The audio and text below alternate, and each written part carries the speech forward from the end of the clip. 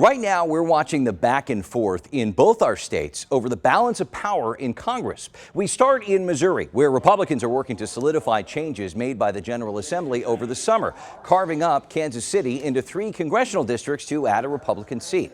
The governor signed the new map into law, but voters are trying to reverse it. That effort sparked a pair of recent lawsuits, one trying to throw this petition push out altogether, another working to make sure more than 100,000 already collected signatures count.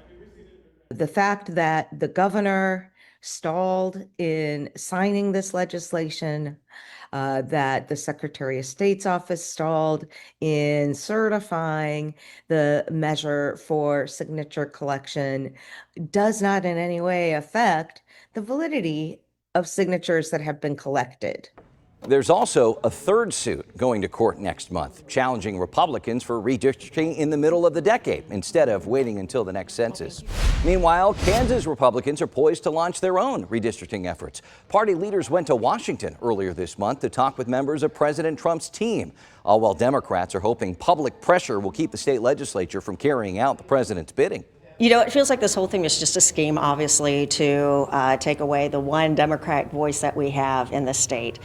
A Republican-led legislative committee has already approved nearly $500,000 to fund a special session. Let's discuss these developments with our roundtable of journalists. Please welcome back KMBC9 political reporter Michael Mahoney and Jason Hancock, editor-in-chief of the Missouri Independent. All right, let's start in Missouri. Gentlemen, we're watching all of these court cases now. And Jason, the people behind this petition push point out they've been following the rules here. They want these signatures to count.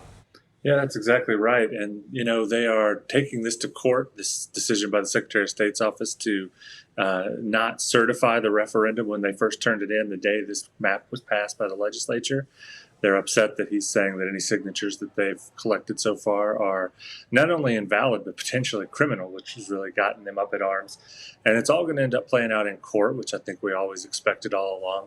And it's up to a Cole County judge who's got a hearing scheduled November 4th to decide whether they followed the rules according to state law and the Constitution and began to collect the signatures as they were expecting. And I think that the amount of pushback and the amount of attempts to derail this before it ever gets started is evidence that there really is a fear amongst those map supporters that if this gets on the ballot, the map is sunk. And I think if you look back, 27 times we've had referendum in Missouri, 25 times the voters have rejected a law, and that includes a congressional map in 1922. So the Republicans are really pulling out all the stops to try to put the brakes on this before it ever gets to the ballot. Yeah, either way, there's a scramble here, right? With 46 days to get this done before December 11th.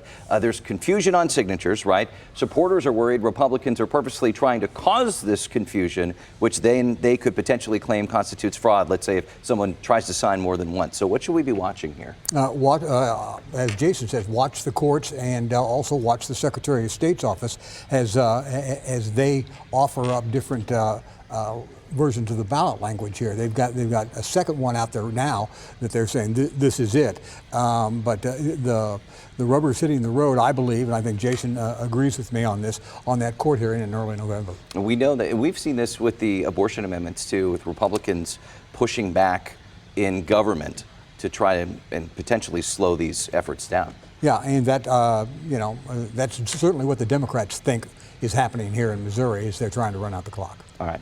Let's move to Kansas for a second. Mahoney, there's an interesting dynamic at play here, as we mentioned, with this potential special session on redistricting. It looks like it's going to happen, but it's sort of masked in the clothing of a transgender debate. Yeah, the leadership in the House and the Senate in the Kansas legislature have now added, or they want to add, another element, another topic to this, dealing with whether or not transgender markers for some folks can be on their driver's license.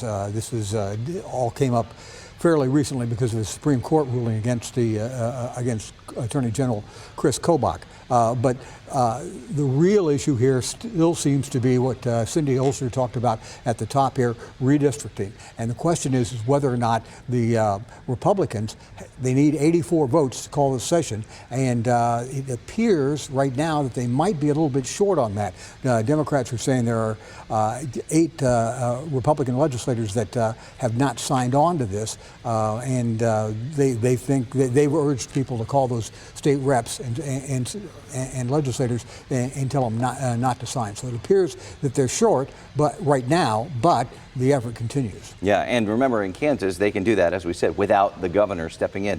Jason, we have watched this unprecedented push across the country with Republicans in more states passing these new congressional maps ahead of the midterms. What's catching your eye, and what are you watching for? Well, we're going to have a vote in California on the Democrats' sort of pushback on this to try to add seats in that state. You had North Carolina just recently, their legislature's passing a map that would add a Republican seat.